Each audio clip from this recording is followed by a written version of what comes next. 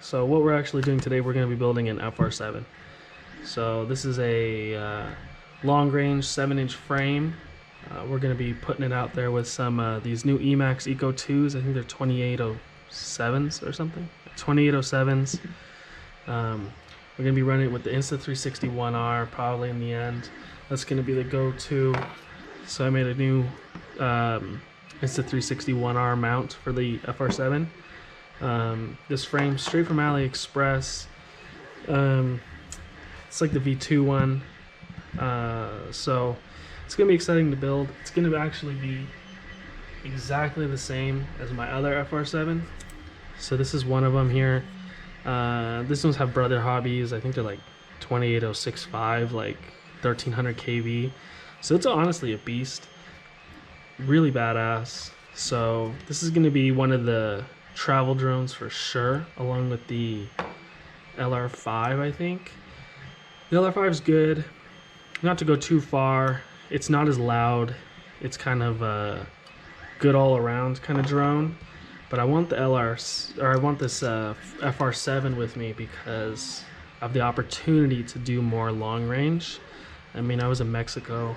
There's volcanoes. I want to do some long range to the volcanoes, and you know, diving down the volcanoes would be really dope. So that's why we're building a brand new Frank. It's going to be the travel Frank, or we call it the Frank. It's an FR7, but this frame is from AliExpress. So if you want it, literally just go Google or on AliExpress, search Frank frame, and it'll pop up. You know, whatever. I just buy it from there. But all the parts from the FR7 fit it, so it's pretty good. So we're gonna be building one of those today. So it'll be pretty sweet. This thing is rocking Express LRS as well. They use R9 Slim Pluses because that's the only diversity 900 megahertz receiver that has diversity, so that works with Express LRS. So we're going to be putting another one of those in this build today. I just like the fact with the diversity that you got the barred pole in the front, and then here it's got an Airblade UAV antenna on the front. So super exciting. My printers are really loud, so I don't know. I'm actually 3D printing a remote controlled truck, a Dakar Kamaz truck, so I'm probably just gonna make this a time-lapse video of me building, at least putting the frame together, and then maybe I'll put the frame together and then I'll talk about a bit of the parts I'm putting on there, and then I'll just time-lapse it again of me building. But yeah, that's just a little overview, what's been going on, what I got projects going, what we're doing. So super exciting. I'm excited to build this new one, so you guys will see. And then, yeah, a few minutes, I'll put this stuff together and then talk about the parts I'm using.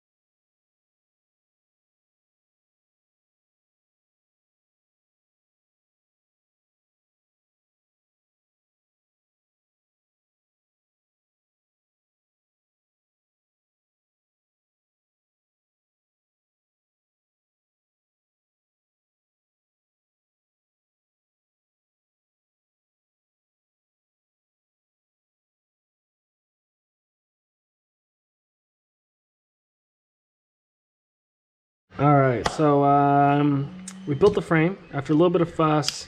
I'm probably going to drill these out later. If I lose these, then I'll fix the arm. But other than that, they're pretty on there, so I don't really care too much. But yeah, like all the holes are good except for this set. So to be honest, I'm not gonna cry about it right now. But that, and I was fussing with the with the arm guards. So this frame comes with, well, the parts are out there. The uprights, the arm guards, a GPS holder, and a Hero like 6-7 mount or something.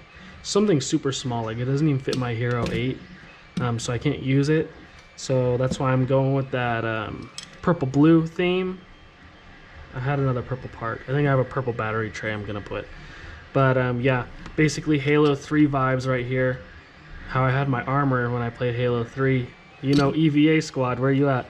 So yeah, so this is kind of the move. I left the antenna on.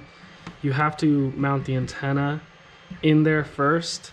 I'm gonna just do that now. I have this other antenna here. I think it's like an air blade or something like that. Oh no, it's a video aerial systems, a VAS antenna. Supposedly this thing is like baller. Again, 915, not 2.4. But like, yeah, the polarity on it is like really good. So I was going to put this one in here. I still might put it in there. It just depends. I'm not really sure if I want to yet. But yeah, honestly, I might just stick it in there later. Depends how far back I can get it into the frame, but it seems like it'll work fine. It looks like it's lining up pretty good right now anyways. So yeah, we'll think about it. But right now I got an Immortal T on it, so I'm gonna be rolling with that. But I don't soft mount my motors. To be honest, it annoys me. And also with these holes in the bottom for my screws, I have a bunch somewhere else, but for like this, I hate how they don't seat against the carbon. It's the arm guard in the way. So I'm probably going to take these off anyways and melt a bigger hole with my soldering iron, because I prefer having the motor mounted direct hard on the carbon, like bolt and motor mount or motor base plate. So yeah, that's what we're probably going to change. Other than that, it's pretty good. Went together pretty well. So I'm kind of excited. Let's talk about things I'm going to use for this build. So we're using Emax Eco 2s. What were they? Like 1900 kV or something like that? It doesn't even say. 2807s. I think maybe they're 1700 kV. So I'm using 4 of those. I have, okay, I don't know why I cut off, but probably just gonna cut that on. So I'm using an iFlight F7 Twin G. It was kind of like an updating flight controller, and then I realized it all works still. So I might actually use it, but if not, to be honest, I might just use this this Maytech F405. It's got all the motor wires on already. I might just leave that one. But yeah, Maytech F405 standard, I think. It's pretty good. It's got hella UARTs. It has the SDA SCL pads for the GPS, but I'm not going to use those compass pads. I'm just probably going to use the TXRX. But yeah, this one already was from my last build. And then I don't even know what this ESC is. Couldn't tell you. I don't know the brand. It's the one off the Tyro 129. I'm going to use this paired with that most likely. This is already conformal coated on the back. Here you go, MG Chemicals silicone conformal coating. So don't lay it down because it leaks. Super good to waterproof your stuff. I say waterproof. It's not guaranteed, you know. But yeah, so that's power flight controller. This is a AKK FX3 Ultimate, I think. I don't remember. Just 1300 watts, 1200 watts, one of those numbers. Again, conformal coated, and it comes with a little heatsink thing, but it's not attached. So my trick is I put a little JB weld on top and then just JB weld the heatsink on there. What else are we using? Oh, we're using a 50 volt 1000 microfarad capacitor, pretty beefy, also with a little, I don't know what they're called, like a cappy cap or something. I got them from Pyro. Helps to stick them on, because technically there's no room behind the ESC to kind of put this, and I like to put it wherever I want. You know, I can put the cap all the way in the front of the drone if I want. So it helps when you want to just attach something else onto it and run it wherever in the quad. You could run smaller caps, like on 6S you can run something smaller, like these are like a 35 volt 1000, but in my experience they just get so bloody hot, like they almost seem like they want to explode. So I don't know what's going on there, but I figure bigger is better. You're running a big 7-inch quad, gotta keep things cool. And oh yeah, so R9 Slim Plus OTA, it's flashable to Express LRS. It's like the only diversity 915 megahertz receiver that works with Express LRS. Or you get the R9 Slim Plus and an R9 Slim Plus OTA.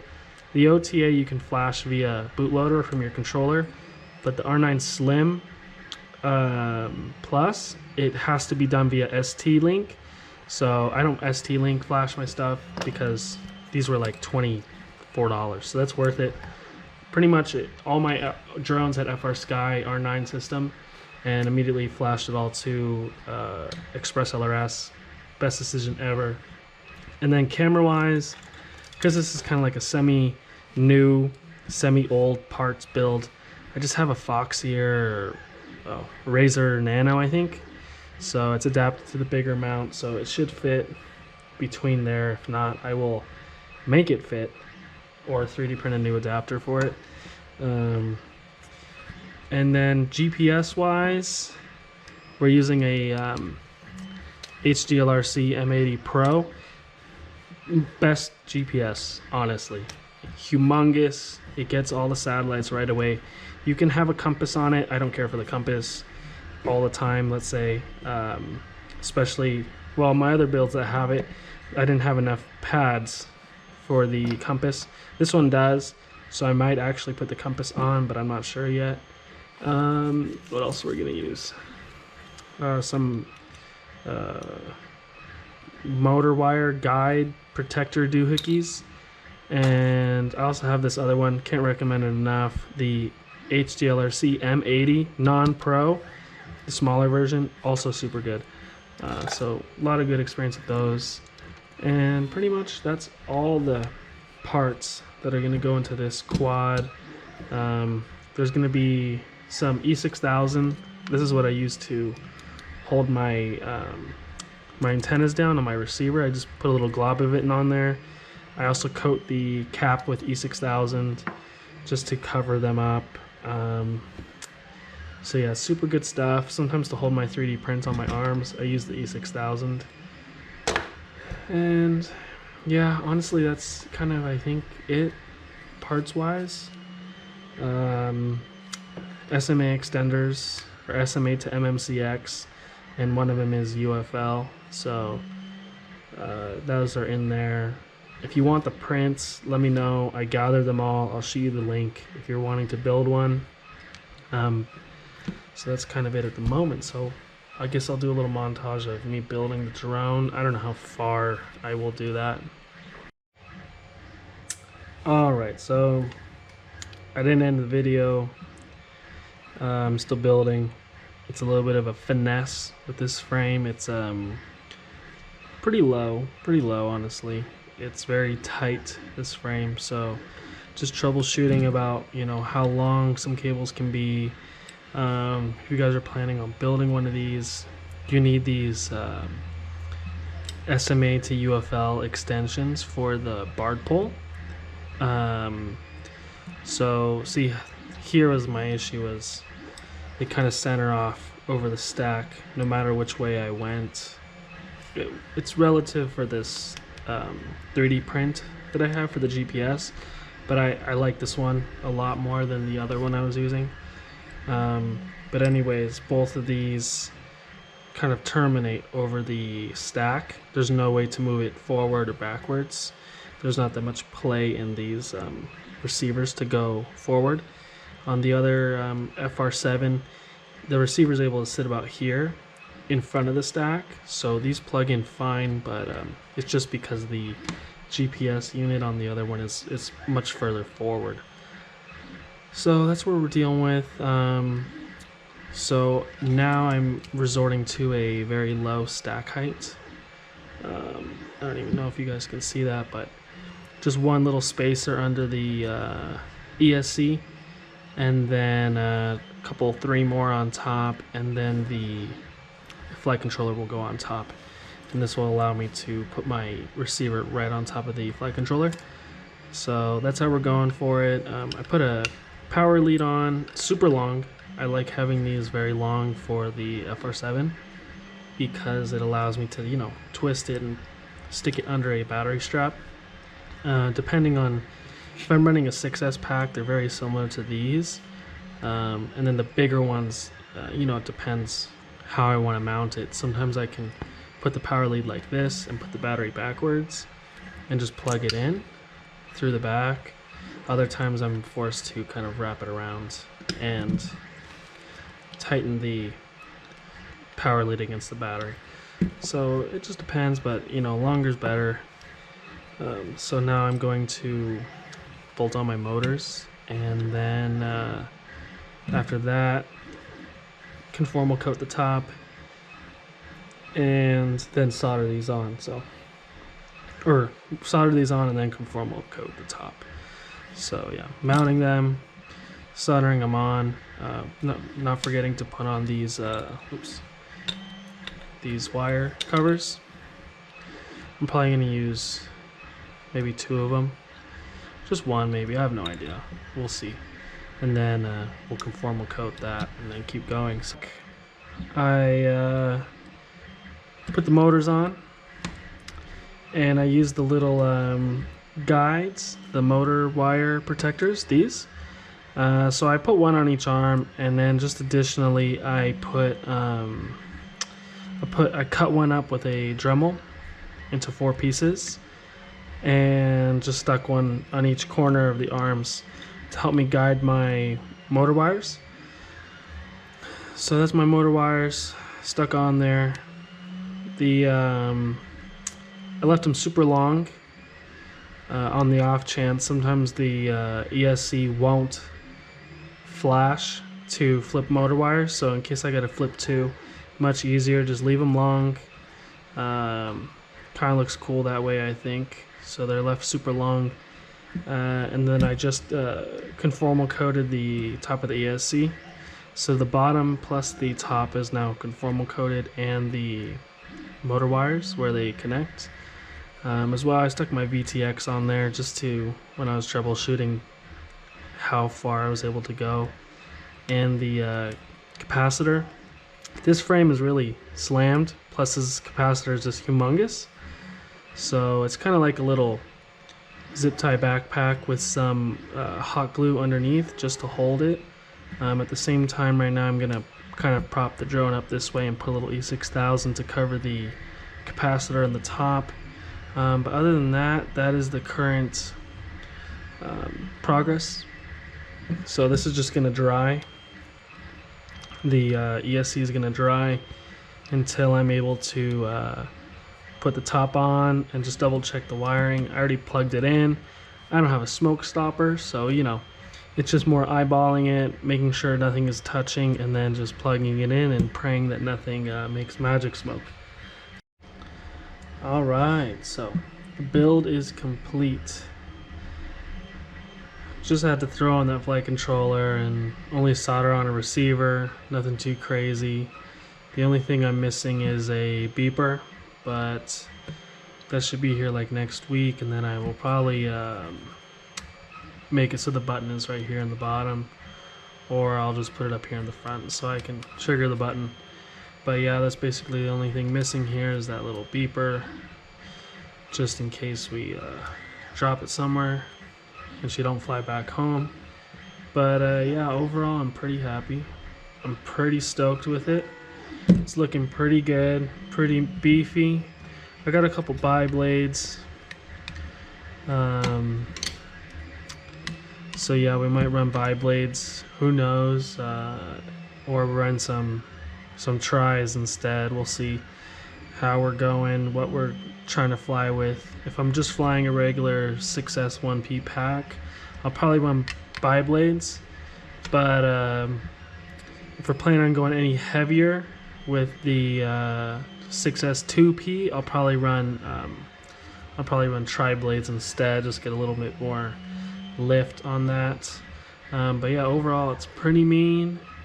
Everything's on there. Everything's complete. You can see it here.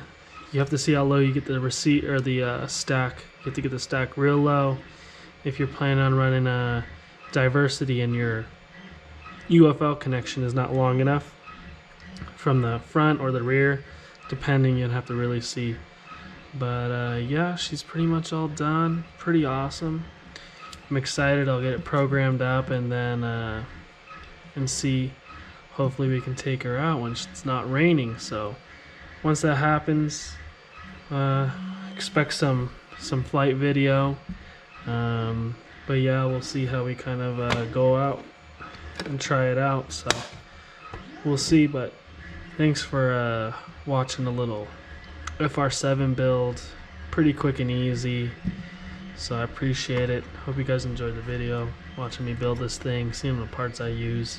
Hopefully it helps someone out there who is wanting to build a 7-inch long range build. This is kind of like the way to go. This is the top. You know, you got the best receiver link, you got the best platform to build this on, so you're pretty much unstoppable in the end. You know, theoretically your range is as much as your battery at this point.